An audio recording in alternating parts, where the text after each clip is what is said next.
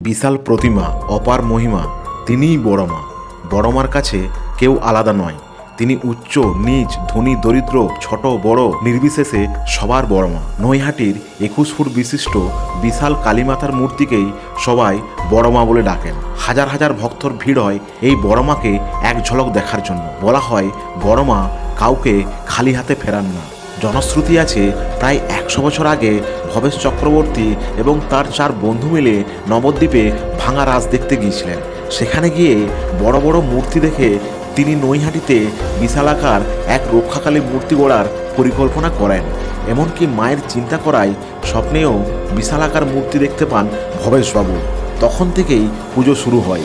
এই পুজো সর্বজনীন হলেও কারো কাছ থেকে কোনো চাঁদা বা দক্ষিণা নেওয়া হয় না। দেবীর গায়ের গয়না থেকে ভোগ পুজোর সমস্ত খরচ করেন ভক্তরাই এবং কালী পুজোর দিন 100 কেজির সোনা এবং 200 কেজির রূপোর গহনা পরানো হয় মাকে। এরকম আরও ইন্টারেস্টিং ভিডিও পেতে চ্যানেলটি সাবস্ক্রাইব করুন।